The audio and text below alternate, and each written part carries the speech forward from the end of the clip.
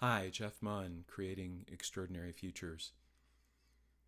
If you are looking at this video as an example of how I work with groups, I would highly suggest that you start with the video about the foundations of my work generally. This will expand on that video. So it's a little more investment of time, but I think this video will mean more in the context of that one. So if you'll recall, what I had talked about in that video was this fundamental insight realization that life is working from the inside out, not from the outside in, that we are creating our experience of the world moment by moment and living in that experience, not in any kind of direct experience of the world.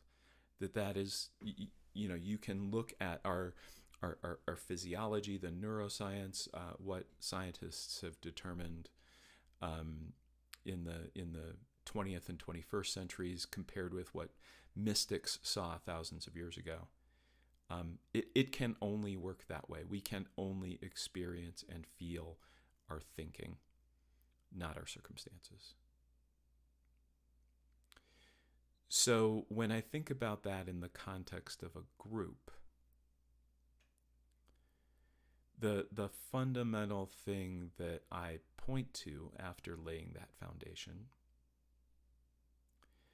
is that everyone in the room, no matter how big the room, no matter whether it's a real room or a virtual one, has created their own world and is living in that world.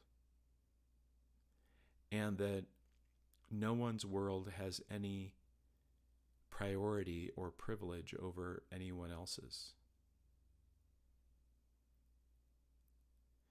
Now, if you're the CEO and you have a leadership team, you as the CEO ultimately get to make some decisions because you're the CEO, because that's part of the job.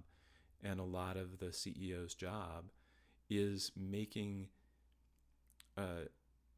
decisions on issues, questions that have no answer, questions about the future. How are things going to happen in the future? What's the strategic direction of the company that's the best one? There's no way to know. Sometimes we pretend there is. Sometimes we pretend we can gather data and have focus groups and talk to advisors and consultants. But the truth is, there's no way to know.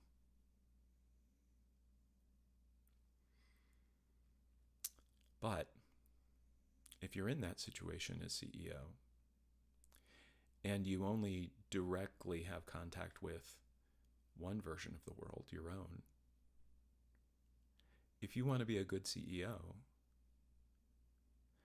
you should probably try to get as much input about others' versions of the world to test if you're missing something, to see what other people are seeing that you're not. And the beautiful thing about this understanding, about working in this way, this recognition of separate worlds, is that when you have a group of people who are no longer spending all of their time trying to defend their version of the world and convince you that it's right, but recognize in this really curious, really almost playful way that what they're seeing is their own thinking, ideas come up, synergies come up, combinations come up, insights come up. I did some work with a group before COVID. It was a group of client-facing people reporting to the COO of a professional services firm. And they made more progress in one full day. I laid some foundational stuff in the morning, helped them see this notion of created worlds and habitual thinking and things that people just assume are true, that are made up of their own thoughts. One example for this group was management will never buy into, or our boss will never let us. But the truth is that's exactly what the boss wanted them to do. And when they saw that and took ownership of it, it was like the lid came off, and the ideas came, and the ownership came, and the development came. And I got to tell you, I thought it would take them longer to see this than it did. I thought I'd be in there for a year or two with follow-up consulting projects. And they took what was essentially a half-day workshop. I mean, I was kind of helping them in the afternoon, but they took that and just ran with it because it allowed them to see something they hadn't seen before.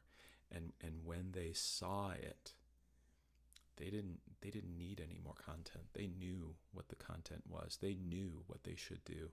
Their, as I talked about in the prior video, their own individual thinking, they saw it as just thinking. They saw it as something that was subject to change, subject to modification. And they saw they could create something different, and they did. They took it on. They moved it forward. And I think about a year later, the company actually sold to a strategic partner. So it was incredibly helpful for them to get that. Now that doesn't always happen. The one thing that I will say is when I work with people, I know that when they see this, things will fundamentally change. What I don't know is when they will see it. So we can, if we're in a state of fear, if we're in a state of agitation, if we're just focused on doing, things get narrower. Our focus, there's brain research to study this. When you're in fight or flight, your focus gets about that big. And you can't put together all of these different concepts. You can't absorb someone else's perspective and kind of test it as your own and see what works and see what doesn't. But there's something about seeing, when you're just able to settle for even a moment, seeing that you're making up the world, and she is too, and he is too, and she is too, and they are too. And it's like, hey, what's your world look like? This is what I see. What do you see? What do we make of that? What do we create from that? And when that happens, I got to tell you, it's amazing. So I hope that gives you a little bit more understanding, grounding in the way that I look at the world and what I see as available when people are willing to do this work together. And if there's anything in there that you are interested in or would like to follow up on or ask a question about, I welcome it. Please reach out to me and enjoy playing with this. Take care, and I'll see you soon.